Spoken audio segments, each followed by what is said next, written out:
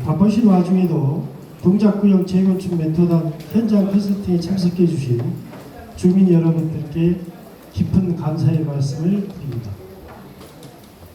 오늘 재건축 멘토단 현장 컨설팅 진행 순서를 안내해 드리겠습니다. 먼저 참석하신 내빈 및 멘토단 소개가 끝난 후 현장 컨설팅을 진행하고, 다음으로 주민 여러분의 궁금증에 대한 질의응답 시간을 갖도록 하겠습니다. 그럼 바쁘신 와중에도 동작구역 재건축 멘토단 현장 컨설팅 응원을 위해 방문해 주신 주요 내빈을 소개해 드리겠습니다. 소개 시 뜨거운 박수로 맞이해 주시면 감사하겠습니다. 40만 동작 구민의 삶의 질 향상과 일하는 동작 새로운 변화의 실현을 위해 최선을 다하시는 박일하 구청장님 참석하겠습니다.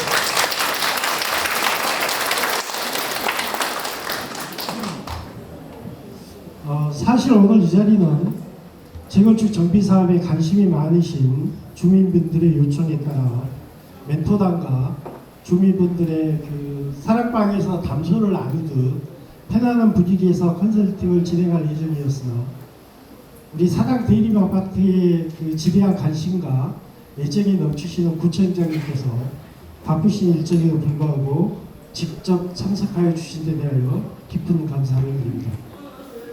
평소 구청장님께서는 격식에 얽매이지 않는 주민의 목소리를 현장에서 직접 들으시는 소통을 강조하셨습니다. 그럼 박일하 구청장님의 인사 말씀을 듣도록 하겠습니다.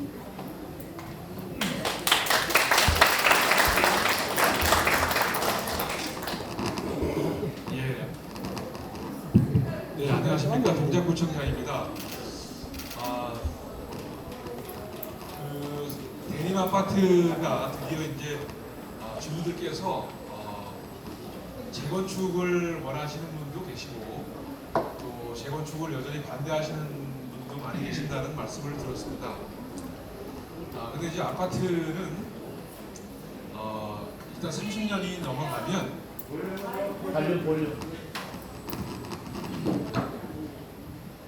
아파트는 이제 30년이 넘어가면 집이 노후돼서 유지관리 비용도 많이 들고, 또 집의 가치가 많이 하락하기 때문에 재건축을 해야 되는 상황이고요.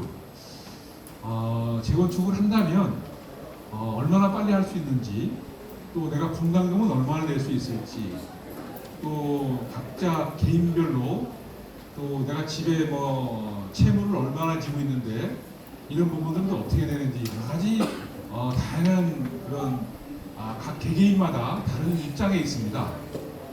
그걸 오늘 이제 저희 동작구는 아파트 단지별로 재건축 멘토단을 파견해드리고, 오늘 오신 우리 두 분의 우리 멘토분들도 주식의 기술사하고 이쪽 분야의 전문가십니다. 잠시 후에 이 대림 아파트를 중심으로 한 재건축 사항에 대해서 자세히 설명을 드릴 텐데요. 중요한 거는 재건축을 하는 거는 재건축이 빠르면 5년 안에 끝날 수가 있고, 또 늦으면 10년, 20년도 걸릴 수가 있습니다. 그거는 이제 주민 여러분들의 재건축에 대한 의지가 제일 중요하거든요. 그래서 의지가 좀 깊으시면 빨리 진행될 수 있고요. 제가 이제 재건축 멘토단에 이렇게 현장 설명할 때 제가 두 번째 오는데요. 첫 번째는 흑석동에 한강 현대아파트하고 명수대 현대아파트를 제가 직접 갔었습니다. 그래서 주민 여러분들한테 여기는 좀 재건축을 했으면 좋겠습니다. 여기는 통합개발을 해가지고 재건축을 했으면 좋겠습니다라고 말씀드렸고, 주민들의 의지가 중요하니까 동의율을 좀 빨리 받아줬으면 좋겠습니다라고 작년 연말에 말씀을 드렸는데, 벌써 80% 이상 동의를 받아오시고 정밀안전 진단, 임시 안전 진단을 통과했고 정밀안전 진단에 진행 중이십니다. 저희 이 앞에 길 건너에 우리 동작구에서 동작구 재개발 시범 사업을 하고 있는 거 알고 계시는 분도 계시죠? 여기 앞에 그 우리 지금 현재 동사무소 있는 자리, 주민센터 있는 자리에 저희 동작구형 재개발이 지금 이루어지고 있는데 작년에 시작했는데 올해 연말에 착공 계획으로 있습니다. 아파트도 나중에 만들어지시면 알겠지만 하이엔드로 아주 최고 비싼 아파트로 지금 만들려고 우리 직원들이 지금 엄청 애를 쓰고 있고, 여기는 이제 한토신이라는 신탁회사가 붙어서 주민들을 설득하고 있고 이해를 시키고 있거든요. 참고로 알고 계시면 될 것 같고요. 아무쪼록 오늘 그 재건축에 대한 설명을 한번 들어보시고, 공사비가 많이 올랐는데 이거 지금 재건축하면 내 분담금이 많아진다더라, 뭐 이런저런 얘기가 많으실 텐데요. 팩트를 우리 재건축 멘토단께서 해주시는 말씀을 좀 들어보시고, 또 궁금하신 사항은 또 나중에 또 여쭤보시고, 또 이게 공개석상에서 많이 여쭤보지 못했던 것들은 저희 공무원한테 물어보셔도 되고요. 나중에 여기 만약에 이제 주민들이 요청이 있으면 이 대립 아파트 안에 현장 부스를 만들어 놓고 저희 공무원들이 직접 재건축에 대한 질문, 궁금한 사항들은 설명을 해드릴 용의가 있습니다. 어쨌든 여기 아파트가 3.1공원을 끼고 있는 좋은 아파트 지역이고요. 여기는 지금은 각 동별로 이게 단차가 옛날에 만들어지다 보니까 동별로 지금 끊어져 있잖아요. 이제 그런 것들이 재개발이 되면 전체를 다 이어지는 하나의 통으로 되는 아파트가 될 수도 있고, 또 3.1공원이랑 연계해서 이왕에 공원을 만들어야 되는데 재건축하면 공원이 이미 있기 때문에 그 공원을 활용한 재건축을 하게 되면 정말 멋진 재건축이 나올 수 있고, 또 동작구청에서는 이 대립 아파트 재건축을 한다면 또 기존과는 다른 방식의 재건축은 항상 이주하고 철거가 문제가 되거든요. 이주하시면은 여기에 30년, 40년 사셨던 분들은 나는 재건축 필요 없어, 나 여기서 계속 살 거야, 내가 어디로 이사 가라는 얘기야, 그래서 안 가신 분들이 계시는데 그런 분들을 위해서 또 별도의 방안이 만들어져 있는데요. 그런 세부적인 내용들은 나중에 말씀드리더라도 오늘은 재건축에 대한 기본사항을 우리 멘토분들한테 설명을 드리시고 물어보시면 좋을 것 같고, 한 가지 확실한 거는 이번 정부가 재건축에 대해서는 재건축 재개발에 대해서는 진심이기 때문에 굉장히 규제가 많이 완화되어 있습니다. 이런 상태에서 가급적이 빨리 재건축을 해서 우리 아파트도 시간이 지나면 지날수록 점점 노후되고 유지관리 비용이 많이 들어오고, 심지어 한 40년 가까이 되면 벽에서 물도 들어오고 이게 적절치 않은 상황이 되기 때문에 기회가 되면 여러 가지 여건, 각 개개인의 여건에 맞는 상황을 잘 접목을 해서 좀 개인적인 피해가 없도록 하는 방안을 찾아서 우리 아파트를 좋은 아파트로 만드는 게 좋겠다라는 게 저의 생각이고요. 하여튼 오늘 설명을 잘 들어보시기 바랍니다. 그리고 참고로 이제 주민센터가 그동안에 공사를 마치고 8월달에 이제 그 오픈을 합니다. 주민센터가 오픈하게 되면 여태까지 하지 못했던 것들, 노래방 교실이라든지 하는 각종 굉장히 좋은 프로그램들, 컴퓨터 프로그램이라든지 이런 프로그램들을 주민센터에서 이제 앞으로 할 수 있게 되니까 우리 주민 복지에도 굉장히 좋아질 수 있어서 빨리 주민센터를 빨리 오픈하도록 그렇게 하겠습니다. 감사합니다.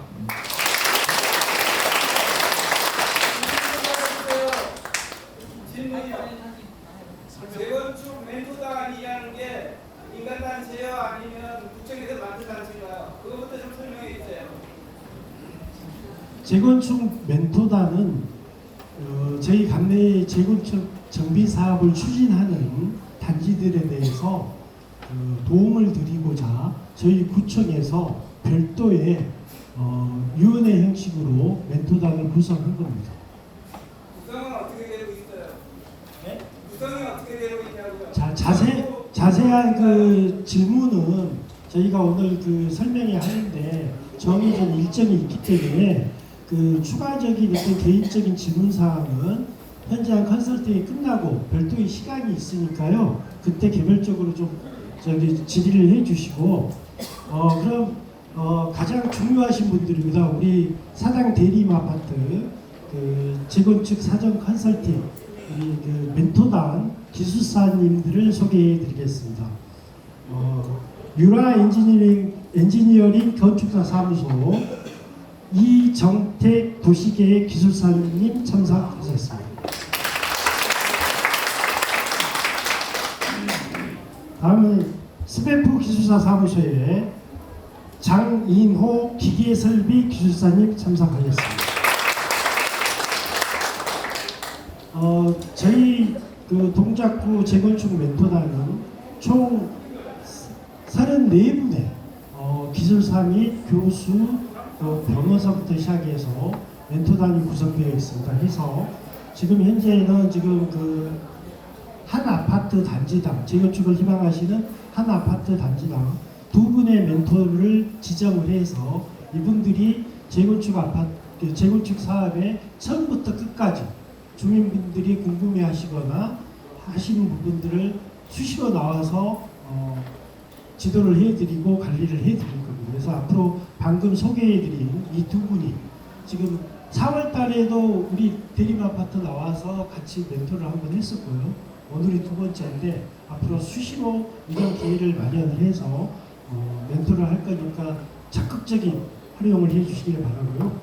실험 우리 사당 대림아파트의 멘토이신 이정택 도시계획 기술사님의 주민 여러분의 그 사전 질의에 대한 설명을 듣도록 하겠습니다. 추가 질의사항이 있으신 분은 설명이 끝난 후 별도의 질의 응답 시간을 활용해 주시기 바랍니다. 이정택 기술사님을 뜨거운 박수로 맞이해 주시기 바랍니다.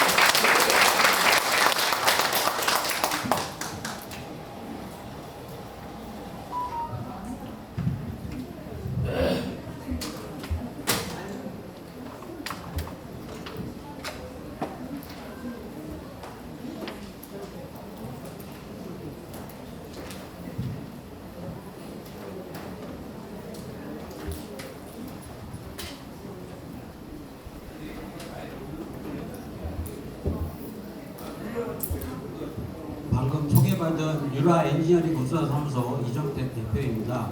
저는 이제 도시계 기술사이고요. 지금 그 동작구청 멘토단으로 제가 선임이 돼서 오늘 설명을 드리도록 하겠습니다. 크게 좀 말씀해 주시면 네, 알겠습니다.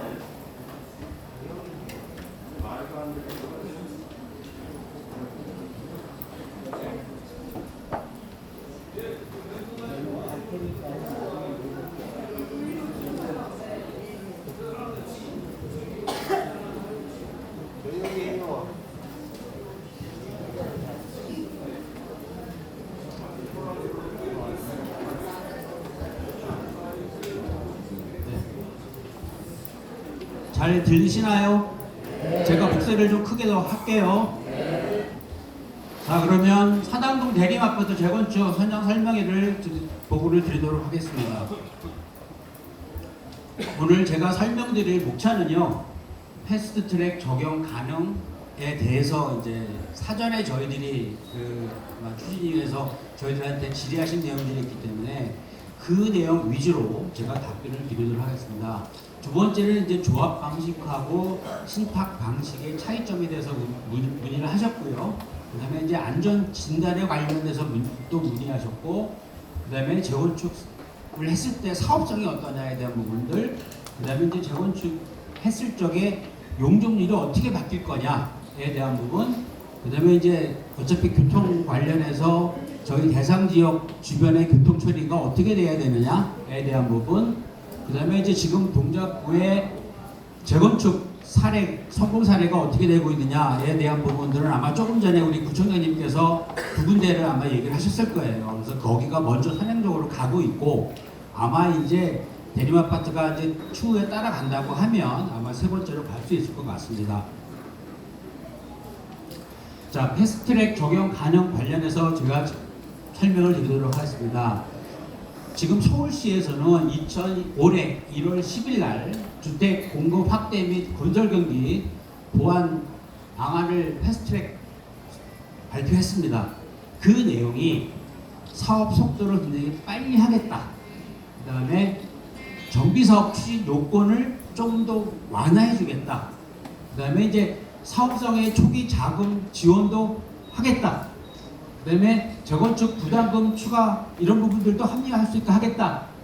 그다음에 지금 이제 주민분들 아시다시피 공사비가 굉장히 올라가고 있거든요. 그러다 보면 이제 나중에 조합 측하거나 아니면 건설사하고 공사비 갖고도 이제 분쟁이 또 있기 때문에 그러한 부분에 있어서도 갈등 완화하는 부분들을 시에서 적극적으로 관여하겠다라는 게 패스트트랙의 도입 목적입니다. 그래서 이러한 것들이 준공 30년에 도달했거나 지난 아파트 단지에 대해서는 재건축을 수용하겠다, 착수하는 부분을 허용하겠다는 부분들이고요. 그래서 지금 보시면 패스트트랙을 가게 되면 사업 기간들을 굉장히 단축시켜 주겠다는 게 서울시의 목적입니다. 근데 사실 실제적으로 한 2, 3년 정도는 굉장히 빨리 갈 수 있는 방안은 맞아요. 왜냐면 각종 영향평가도 통합으로 받아주고 정비계획 안 결정할 적에도 옛날에는 각종 영향평가들을 별도로 받았지만 그거를 통합해서 받고 있기 때문에 패스트트랙을 가게 되면 빨리 사업이 이루어지는 건 사실입니다. 그러면 이 패스트트랙이 갔을 적에 재개발 노후 요건 완화, 그 다음에 뭐 구역 지정 요건 완화, 사실 이런 부분들은 전문적인 용어이기 때문에 주민분들 사실 별 의미 없어요. 제가 설명을 드려도, 그러니까 보시면 노후도 요건도 완화해 주겠다. 그 다음에 구역 지정할 때 입안 요건에 부합하는 지역도 20% 범위까지 좀 더 포함해서 개발할 수 있게 해주겠다. 또 하나는 공유자 지분 같은 경우 옛날에는 100%였지만 지금은 4분의 3, 75% 이상 동의가 되면 동의를 간주하겠다라는 게 주요 완화 요인입니다. 또한 이제 패스트로 가게 되면 초기에 사실은 이제 정비 계획하고 공공 지원에 대한 부분들은 다 아마 여러분들이 아마 그 재건축을 가기 위해서 주민 동의 30% 받아가지고 신청하시게 되면 아마 이 부분에 있어서는 아마 공작부에서 다 처음에 사업비를 다 정비계획안까지 내주실 거예요. 그리고 난 이후에 조합 설립 시에 구역당 뭐 50억 한도 내에서 예를 들면 초기 사업비 기금을 인제한다. 그 다음에 뭐 민간 대출 사업 시에 인가 시에 HUG 보증도 50억 한도 내에서 하겠다라는 게 서울시의 입장입니다. 그래서 본 대상 지역에 패스트트랙이 가능하냐고 이제 질의를 하셨거든요. 가능합니다. 그런데 주민동의 30% 받으셔야 돼요. 그러니까 30%가 안 되면 신청하실 수가 없습니다. 그 다음에 조금 있다가 제가 이제 안전진단을 말씀을 드릴 텐데 안전진단, 예비안전진단은 10%만 받으시면 안전진단 받을 수 있어요. 그러니까 그 부분은 제가 다시 한번 설명을 드리도록 하겠습니다.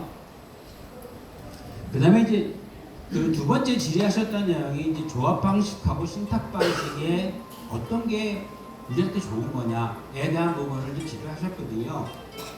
이게 일반적인 내용입니다. 지금 이제 조합으로 가게 되면 처음에 정비계획 수립할, 즉 정비계획 및 정비구역 지정 받을 적에 토지 등 소유자 3분의 2 이상 동의 받으셔야 되거든요. 그러니까 이건 똑같아요. 종합이나 신탁이나.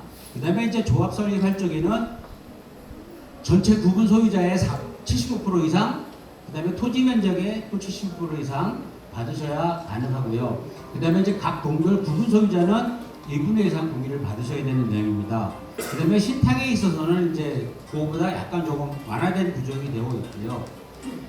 지금 조합 방식하고 신탁 방식의 장단점을 제가 설명을 좀 드릴게요. 그 일반적인 내용인데요. 조합으로 가게 되면 이건 조합원들이 어떻게 보면 주주의 형태를 띠고 있는 거기 때문에 조합원들의 의견을 많이 반영할 수 있는 장점이 있습니다. 또한 개발 이익도 조합에 귀속돼요. 그래서 각 개인한테 그 개발 이익도 돌아갑니다. 단점은 조합원들 사이에 의견이 굉장히 분분하게 되면 사업은 굉장히 늦춰질 수밖에 없는 단점이 있어요. 그 다음에 자금 조달에 있어서는 어차피 주민분들이 아까 말씀드린 정비계획이나 이런 부분들은 구에서 지원해 주지만 그 이후에 조합이 설립되고 나고 나면 또 여러 가지 사항들이 이제 벌어지게 되거든요. 그랬을 적에 이제 그 자금 조달에 대한 문제점들은 좀 이제 발생될 수 있는 단점이 있고요. 신탁으로 가게 되면 자금 조달은 신탁에서 다 처음에 되기 때문에 사실 주민분들은 전혀 자금에 대해서는 여유가 좀 있습니다. 그 다음에 사업기간도 일부 좀 단축될 수 있는 효과는 있어요. 그렇지만 신탁에서 자금을 됐을 적에는 나중에 상당한 수수료를 신탁에서 가져갑니다. 그러다 보면 실제적으로 주민의 개발 이익에서 신탁에서 가져가는 거기 때문에 그 부분은 감안을 하셔야 돼요. 그 다음에 이제 조합 신탁에서 만약에 주안점으로 둬서 사업 시행되게 된다고 하면 주민들의 의사를 좀 더 반해서라도 사업이 빨리 진행될 수 있게끔 할 수 있는 단점입니다. 그래서 이런 부분들은 지금 현재 신탁이 좋으냐 아니면 지금 뭐 조합이 좋으냐 이 방법보다는 이건 어차피 제가 지금 오늘 드린 주민 설명회는요 지금 가장 기초적으로 제일 처음에 드리는 설명회거든요. 이런 설명회들이 사실은 정비계획 할 적에도 패스트트랙 들어가게 되면 아마 두세 번 주민 설명을 해드려야 되고요. 그 다음에 그 설명회에서 정비계획 결정안, 그 다음에 정비계획 구역 지정을 하면서 실제적으로 용적률이라든가 높이계획 이런 부분들이 다 설명이 돼줘야 돼요. 그래서 그러한 부분들이 다 되고 난 이후에 결정하셔도 안 늦습니다. 그래서 이 부분은 조합이냐 신탁이냐는 지금 당장 결정할 부분이 아니고 추후에 충분히 주민분들의 의견을 반영해서 결정하실 수 있을 거라 생각이 듭니다. 자, 그 다음에 이제 안전진단에 관련된 질의를 주셨는데요. 안전진단은 아까 말씀드렸지만 예비 안전진단은 동의율 10%만 받으셔가지고 구에다가 신청하시면 구에서 1개월 이내에 구청에서 바로 실시합니다. 그러니까 주민분들은 뭐 돈을 안 내셔도 돼요. 그 다음에 이제 정밀 안전진단 같은 경우는 사업 시행 인가 전까지만 받으시면 되거든요. 그러니까 그 부분은 아까 말씀드린 패스트트랙을 만약에 주민 동의를 30% 받으셔가지고 토지주 소유자의 30%를 받으셔서 구에다 신청하시게 되면 당연히 예비평가는 구에서 당연히 하시겠죠. 그 다음에 정밀안전진단은 나중에 정비계 결정 받고 사업시행 인가 전까지만 받으시면 되겠습니다. 그 다음에 이제 재건축에 대한 사업성에 대한 부분들인데요. 이 부분은 제가 이 자리에서 지금 사업성이 있다 없다 말씀을 못 드려요. 왜? 정비계획은 아직 결정된 게 아무것도 없거든요. 그러니까 지금 현재 제가 알고 있기로는 지금 이 대림아파트의 용적률이 208%를 알고 있거든요. 그런데 이제 제가 지금 이제 조금 뒤에 용적률에 대해서 설명을 좀 드릴 거예요. 지금 시에서 이제 올 초에 3월 달에 다시 한번 또 발표를 한 내용에 의하면 본 대림아파트 대상 지역이 사실은 준주거로 용도 지역이 상향될 수 있는 여건은 됩니다. 그래서 그러한 부분에 대해서는 제가 조금 더 설명을 드리고 사업성에 관련해서는 용적률하고 제가 설명을 드린 이후에 제가 다시 한번 설명을 드리도록 할게요. 자, 지금 현재 제가 말씀드렸지만 용적률 기존에 208% 세대수 1152세대입니다. 그 다음에 여기가 제3종 일반 주거지역으로 되어 있어요. 그런데 서울시 보도자료에 의하면 24년 3월 27일에 역세권 중심으로 준주거 지역까지 용도지역 상향하겠다는 게 서울시의 방침입니다. 그런데 아직 이게 그냥 보도만 됐고요. 아마 저희들이 일정상으로는 올 9월에 시에서는 지금 9월에 주거환경정비 기본계획을 변경하면서 거기에 이 내용을 다 담겠다라고 되어 있거든요.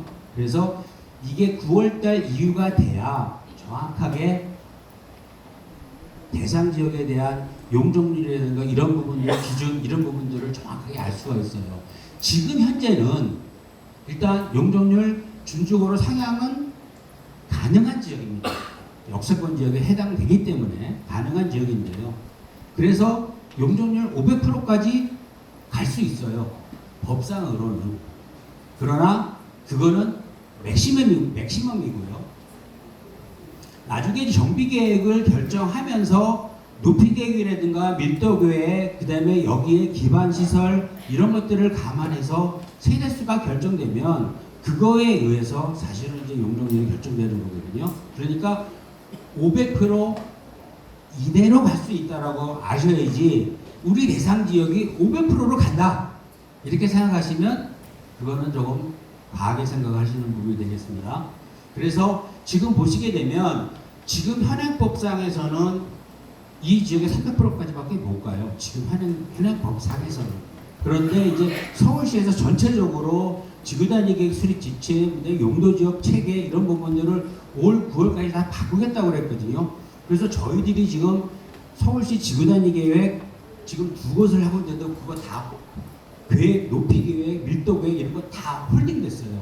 그때까지 9월 때까지 다 연기.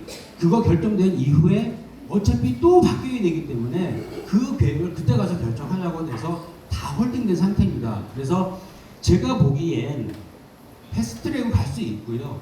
용적률도 지금 500%까지 갈 수 있는데 이 부분은 시에서 최종적으로 주거환경 정비 기본계획이 결정되고 나야 정확하게 저희들도 주민분들한테 말씀을 드릴 수가 있어요. 그러니까 지금 현재 입장에서는 일단 준주거 지역으로 용도 지역 상향은 가능할 것 같다. 그런데 용적률은 500% 이내다. 이렇게만 아셔야 됩니다. 그러니까 거기에서 더 하시면 그거는 제가 거짓말한 게 될 거예요. 그러니까 그렇게 아시면 될 것 같고요. 그 다음에 이제 용적률 완화 규정인데요. 서울시 보도 자료에 의하면 이 지역이 역세권 지역에 해당되기 때문에 준주거 지역까지 용도 지역 상향할 수 있다. 그런데 임대주택이나 시니어타운, 공원 등 전략 용도 시설을 제공하셔야 됩니다. 그러니까 지금 208%에서 만약에 500%까지 간다라고 그러면 그냥 무조건 올릴 수 없잖아요. 그러니까 공공기여 하는 부분들에 대해서 아마 시에서 아마 이런 부분들이 정확하게 이제 그 결정될 거예요. 그거에 의해서 이제 저도 판단할 수 있을 것 같고요. 그 다음에 지금 현재 사업성들이 굉장히 좀 재건축, 재개발 단지에서 좀 낮다고 하다 보니까 저희들이 용적률 체계가 사실은 주민분들 잘 모르시지만 세 개로 되어 있어요. 기준 용적률, 그 다음에 허용 용적률, 그 다음에 상한 용적률로 되어 있거든요. 근데 지금 이 지역이 제3종 일반 주거 지역이기 때문에 기준 용적률이 210%에서 출발을 합니다. 그 다음에 기존의 지금 용도 지역 체계에서는 허용 용적률 맥시멈이 20%예요. 그 다음에 그 20%에서 나중에 이제 아까 말씀드렸던 이러한 기반 시설들을 더 내놓는 것들에 따라서 250%까지 갈 수 있고, 그 다음에 300%까지 가는 거는 임대주택을 반반 25% 해서 25%는 분양할 수 있고 25%는 임대아파트를 기부차납해서 300%까지 갈 수 있는 체계였거든요. 근데 그 체계가 지금 이제 바뀌어지는 거죠. 그러니까 그 바뀌어지는 부분들에 있어서는 조금 더 이제 최종적으로 바뀌게 되면 그때 가서 설명이 돼야 될 것 같고요.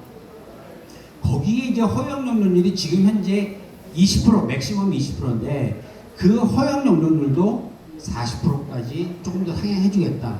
그러면 아까 말씀드렸던 임대주택 짓는 비율이 조금 더 떨어지겠죠. 그러면서 사업성들이 좀 더 올라가는 게 되는 거거든요. 그래서 그렇게 시에서는 이제 하겠다는 생각이고요. 그 다음에 최고 층수도 지역이나 지구 중심 지역에 해당되면 50층까지, 그 외의 지역들은 주거 복합으로 35층 이하까지 할 수 있게끔 하겠다라는 게 시의 입장입니다. 그 다음에 이제 아까 말씀드렸던 공공구역 비율이 지금 현재는 15%예요. 그러니까 제3종에서 준주거 지역으로 가려면 15%를 일단 내놓으셔야 돼요.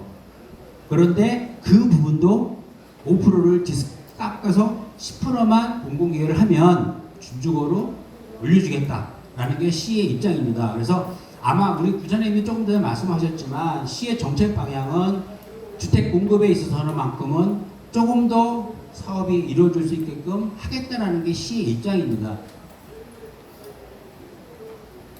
자, 그 다음에 이제 교통성 관련인데요. 이 부분은 아마 이제 저희들이 정비계획 구역을 결정받고 나면 교통영향 평가를 별도로 받으셔야 돼요, 대상 지역은. 그런데 저희들이 보기에 제가 이제 서울시 어떻게 교통영향 평가 위원으로 있다 보니까 저희 내부에서 이제 검토한 의견을 말씀을 드릴게요. 지금 대상 지역이 지금 여기가 지금 저희 대상 아파트 지역이고요. 그다음에 여기에 진입할 수 있는 도로가 뒤편에 사당로 21길, 그다음에 앞편에 사당로 17길 이렇게 두 군데로 되어 있거든요. 그런데 저희들이 검토한 그러니까 대략적으로 검토한 거에 의하면 이 사당로 23길에 있어서는 지금 현재 뭐 여기 계신 분들은 다 여기에서 지금 사시고 계시니까 이 주변 지역으로 아파트 지역들이 무지 많습니다. 전부 다 아파트로 되어 있거든요. 그러니까 거기에 지금 들어가는 교통량이 상당히 많아요.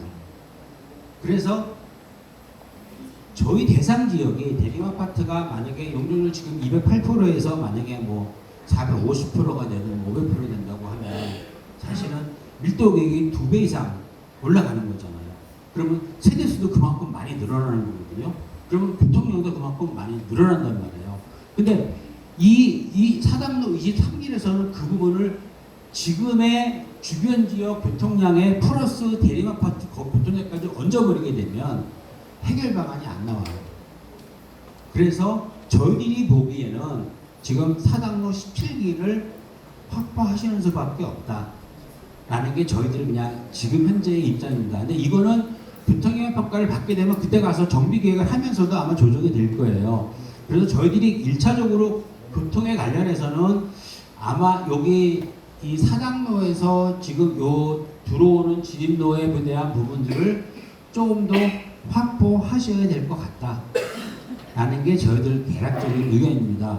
그러니까 저희들 교통하시는 분들의 의견을 좀 검토를 해보면, 그러니까 그거는 지금 이제 아까도 말씀드렸지만 추후에 정비계획 결정될 때 이런 내용도 이제 최종적으로 다시 이제 정리가 되거든요. 그래서 그때 다시 한번 설명을 드릴 수 있을 것 같습니다.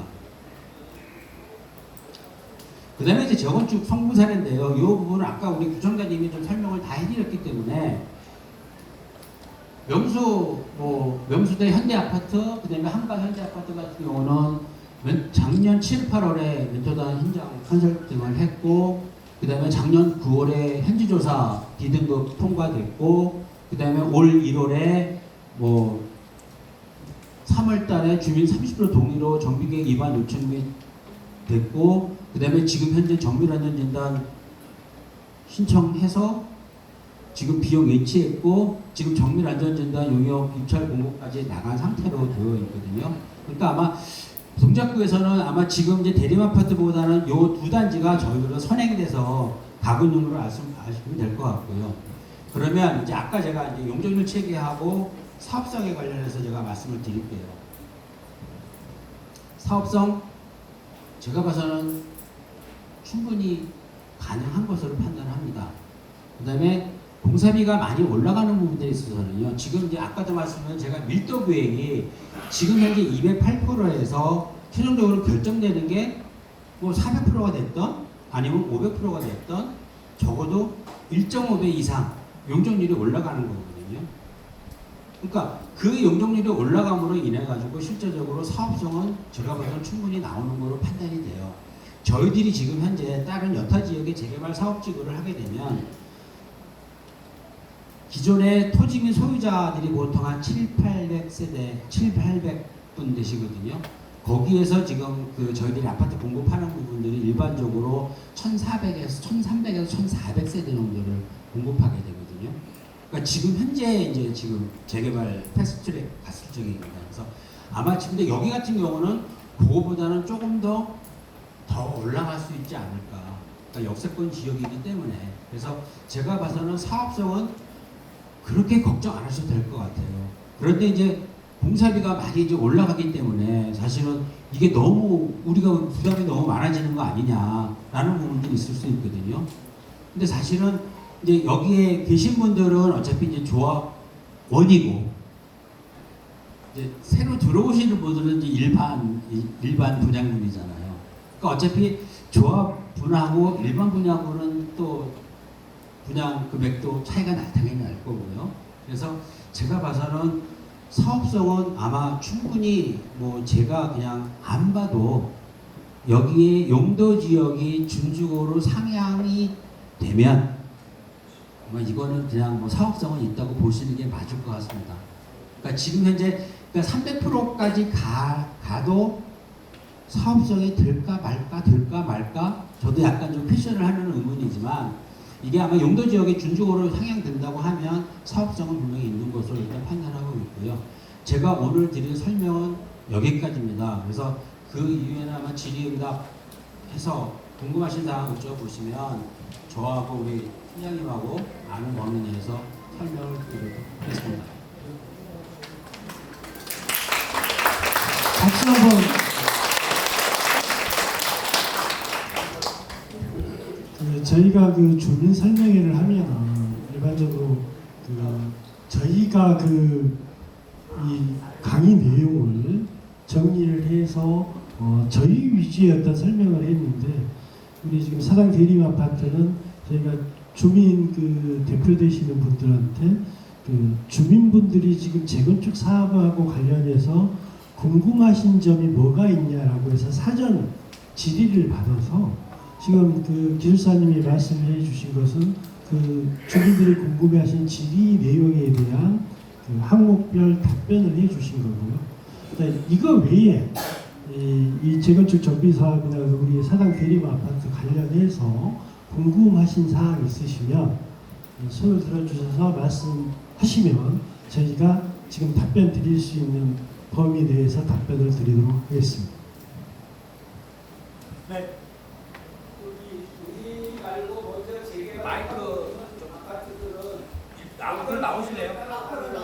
앞으로 나오실래요? 좀 가까이 좀 안 들려요.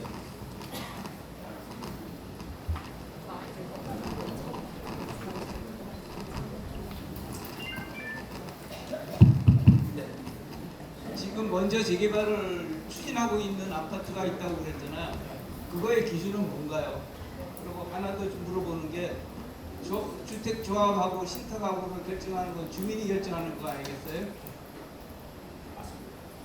그때는 주민들이 선택할 때는 뭐 특별하든지 뭘 하는 여러 방법을 쓰는 거죠. 그건 구청에서는 아무 간섭을 안 하는 거죠.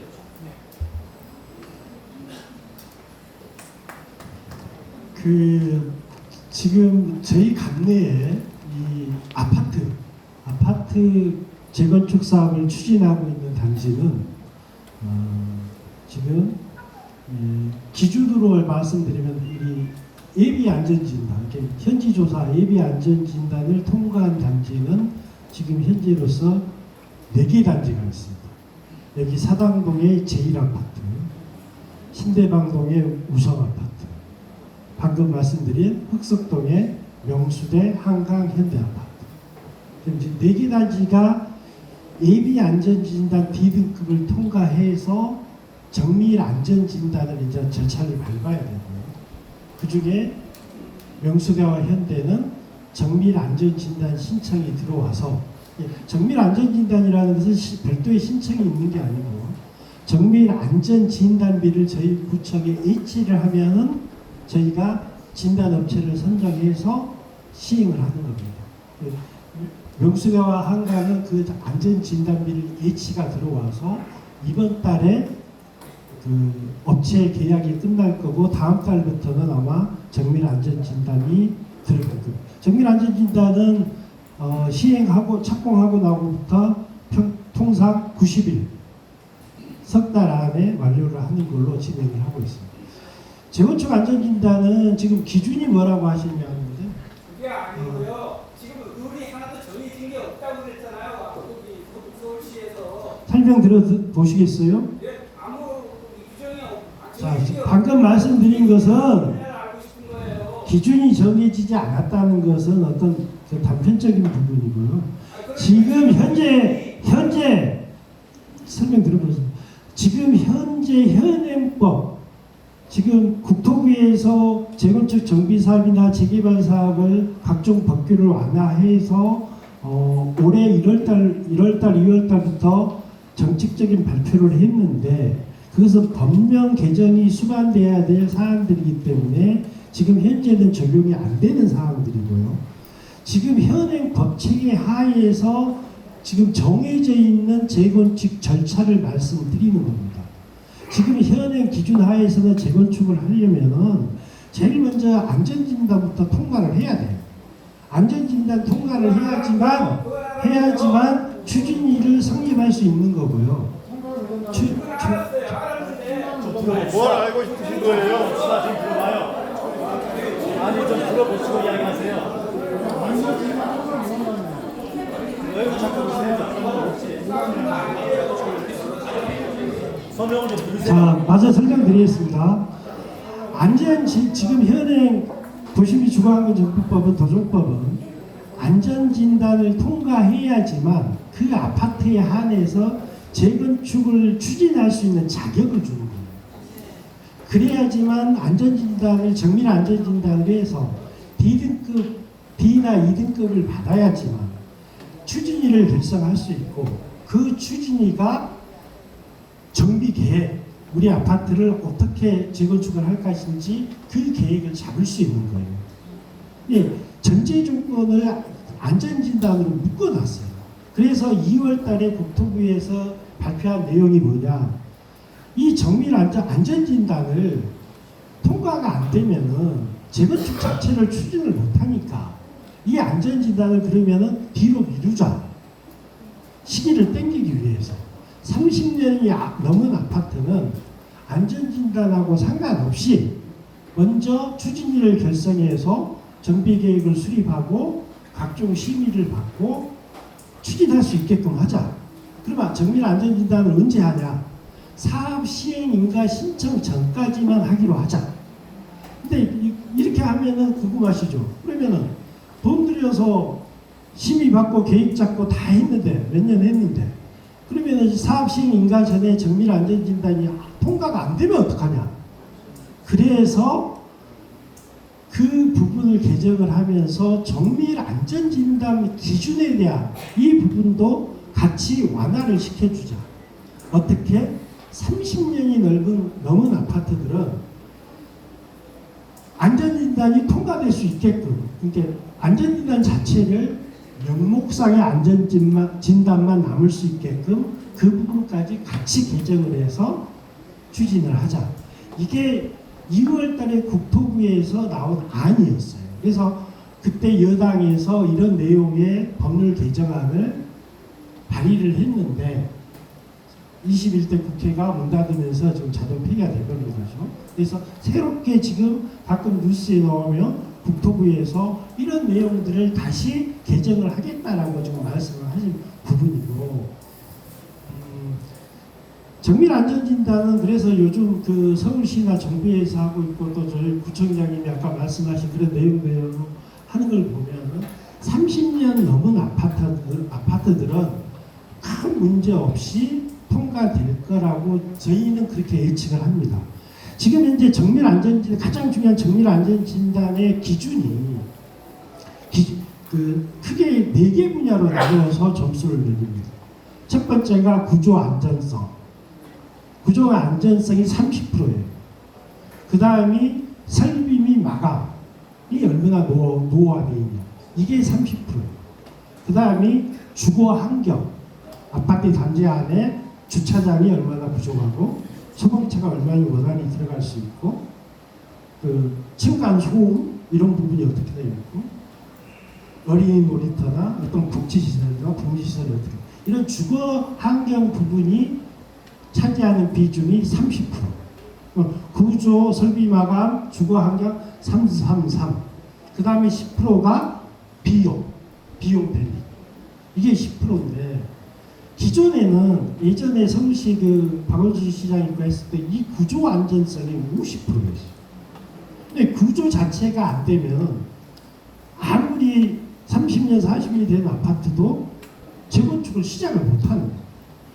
근데 이것을 지금 331로 바꿔놨기 때문에 우리 사당 대립 아파트처럼 지금 현재 고지대에 주차장, 지금 지하 주차장도 없고 지금 항상 주차난에 힘들어하고 지금 우리 멘토단의 그 기계설비 기술사님도 지금 와 계시지만 전번에 저희가 4월달에 와서 아파트 그 기계설비 이쪽 부분을 한번 우리 그 멘토 기술사님이 다 둘러보셨거든요.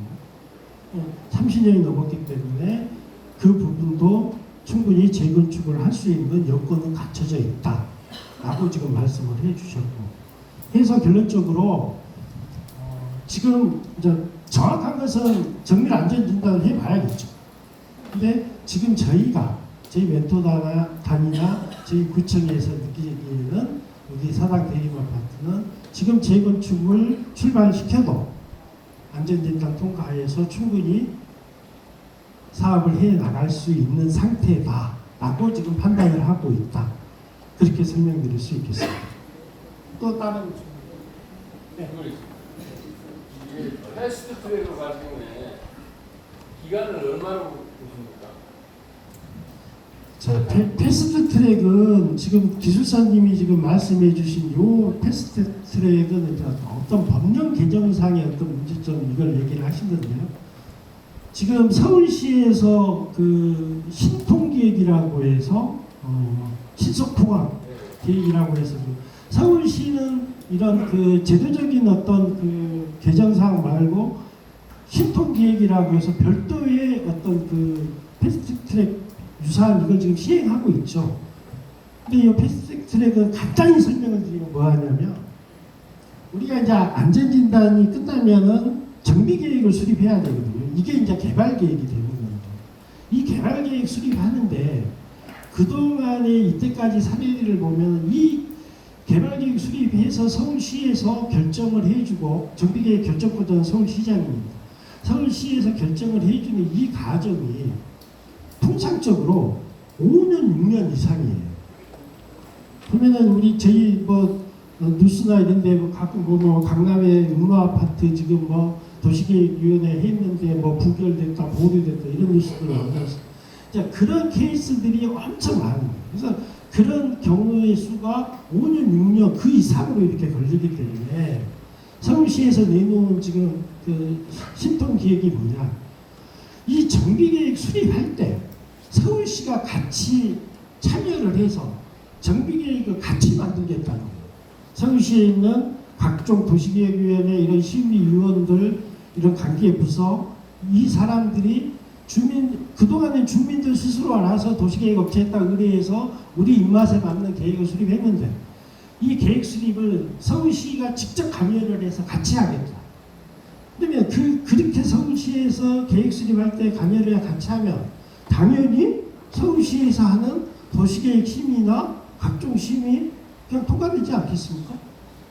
그 기간을 그런 식으로 해서 줄여주겠다. 심의도 통합으로 하겠다. 얼마나? 5년, 6년 걸리던 거 2년, 3년으로 줄여주겠다. 이게 서울시에서 지금 얘기하는 신통계획입니다. 이 서울시의 신통계획은 지금 재건축을 추진하고 있는 타구에 있는 여타 사업들도 주민들의 선택에 의해서 신통으로 신청을 하는 아파트도 있고 근데 이건 신청을 한다고 해서 다 하는 건 아니에요. 서울시에 신청을 하면 서울시에서 심사를 해서 선정을 해줘야지만 가능한 상황입니다. 지금 서울시에서 신통계획을 추진하고 있는 아파트가 지금 재개발 재건축이 있는데 지금 125개 정도 사업입니다. 그 중에 44개 정도가 재건축이고 나머지 81개가 재개발이에요. 지금 그 서울시 신통계획은 주로 재개발 사업 위주의 어떤 그 사업을 지금 추진해 나가고 있는데 그런다고 해서 재건축이 안 되는 건 아닙니다.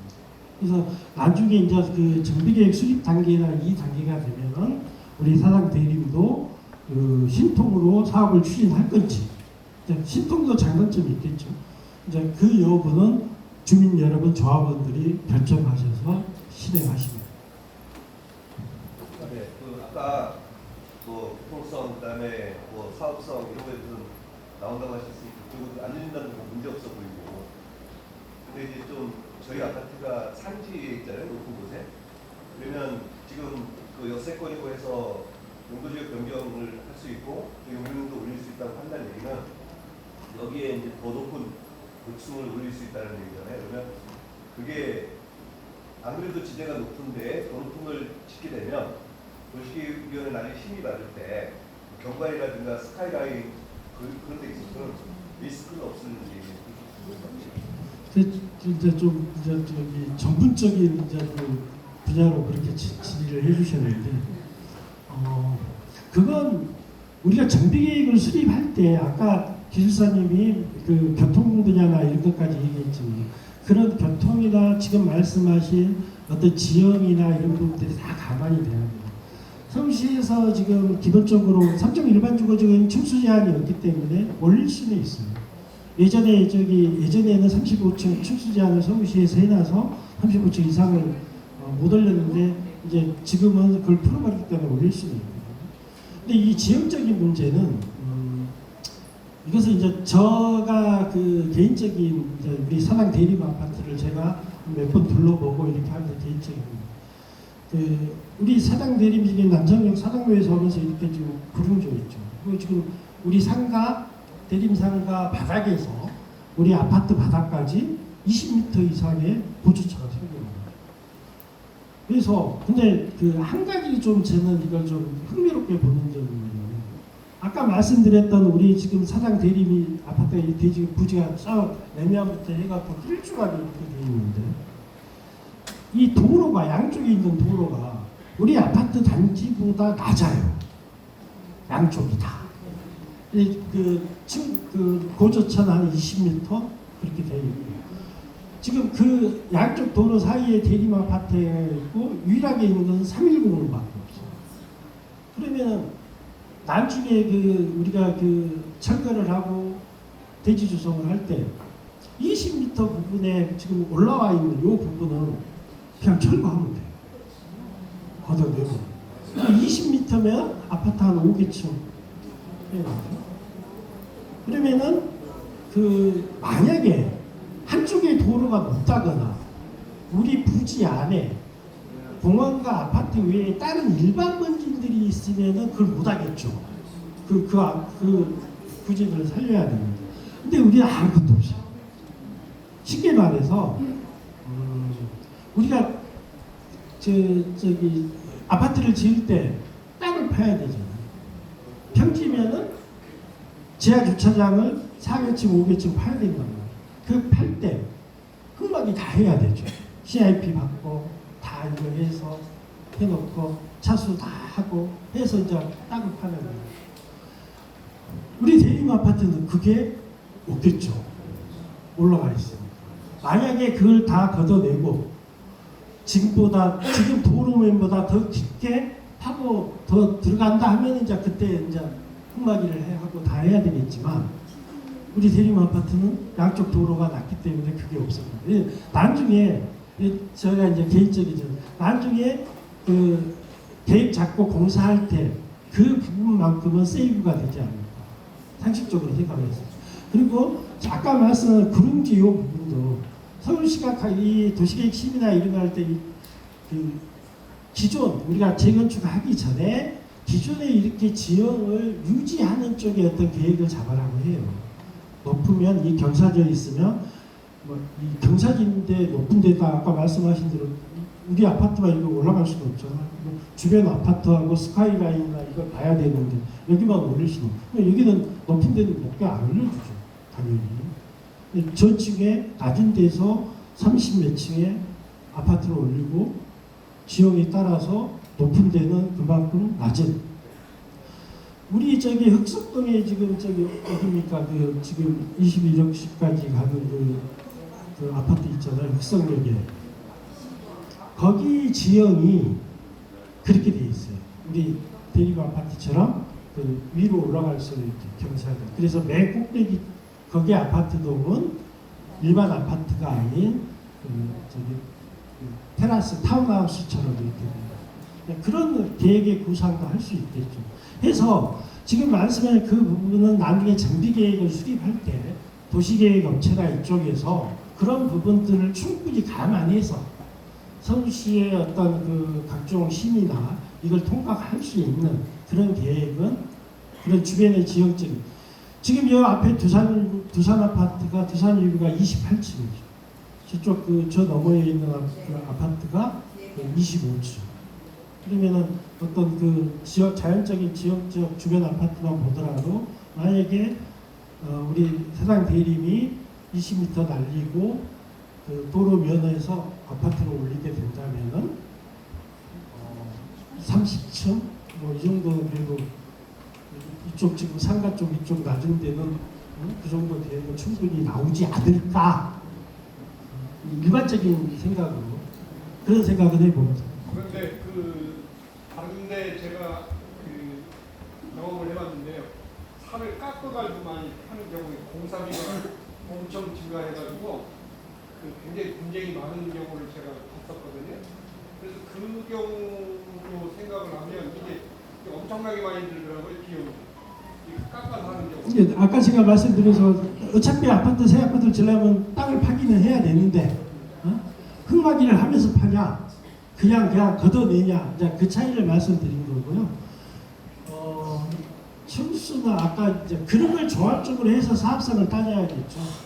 그 아파트 요즘은 예전에는 사업성을 높이기 위해서 35층 이상 40층에서 50층 이렇게 높게 그 올리는 걸 선호를 했었는데 최근에 그 뉴스나 이런 거 보면은 공사비 때문에 40몇 층으로 그렇게 심의를 받았던 아파트도 35층 이하로 35층을 넘어가면 계획도 달라져야 되고 구조도 달라져야 되고 해서 공사비가 그만큼 많이 든다. 그래서 굳이 그렇게까지 임대 아파트 많이 지으면서 올릴 필요 있냐? 낮추자. 이제 그런 어떤 그 사업성 분야에 있어서도 일반 분양 아파트를 올리기 위해서 무조건 올린다 이런 개념보다는 요즘 추세가 보다는 적정선에서 사업청을 맞춰서 적정 층수의 아파트를 짓는 것도 고려를 할 필요가 있다. 그렇게 생각합니다. 지금 당초에 이 아파트가 지어질 때 원지만을 깎지를 못하니까 암단이 워낙 강해서 그 공사비 때문에 이거를 지하를 안 팠다고 얘기를 들었거든요. 근데 지금 현재는 도심지구 또 민원이 많이 발생하는데 암반을 깎으면 발파를 해야 되는데 발파가 쉽지 않을 겁니다.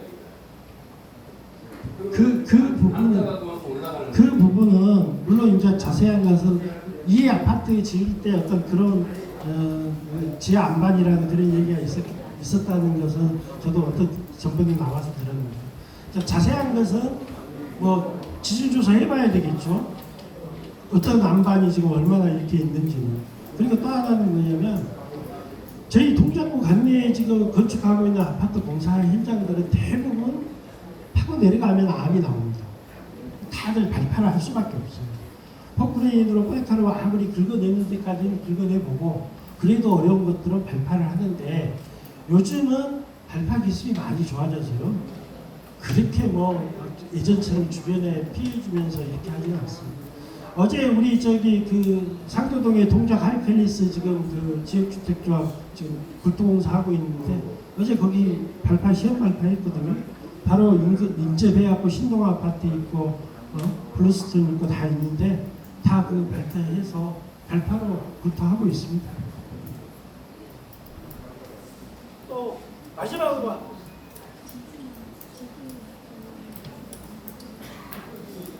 아파트 단지가 대대수가 많아지면은요 길을 넓혀야 되는데 17길을 넓혀야 된다고 그러셨죠? 맞나요? 제가 17길을 넓히는데 그거는 우리가 부담을 해야 되는 거예요? 비용을 아니면 구청이나 서울시에서 내주는 거예요? 조합에서 부담합니다. 조합에서 부담합니다. 조합에서 조합 땅을 우리 아파트 땅을 공급을 해야죠. 우리 아파트 들어가는 도로 만드는 거. 자 그러면은 오늘 지금 시간도 지금 5시 반이고 오늘 무더운데 이렇게 많은 분들이 참석. 저희는 사실 오늘 요 설명회 하면서 여기 교회 좌석을 다 못 채울 줄 알았거든요. 너무 관심들이 많아서 여러분들 오셔갖고 더우신데 이렇게 그닥 여건이 이렇게 편한 여건을 못 만들어드려서 죄송하고요. 저희 재건축 멘토단은 여러분들이 재건축 사업을 추진하시면 이번뿐만 아니고 앞으로 수시로 주민 여러분들이 궁금해하시거나 필요하시면 이런 이와 유사 또 이렇게 많이 안 모이셔도 돼요. 이렇게 그룹만 되시면은 저희한테 요청하시면 저희가 나와서 저희가 최대한 저희가 해드릴 수 있는 행정 서비스는 다 해드릴 겁니다. 관심은 가져주시고 오늘 동시대 이렇게 와주셔서 대단히 감사합니다.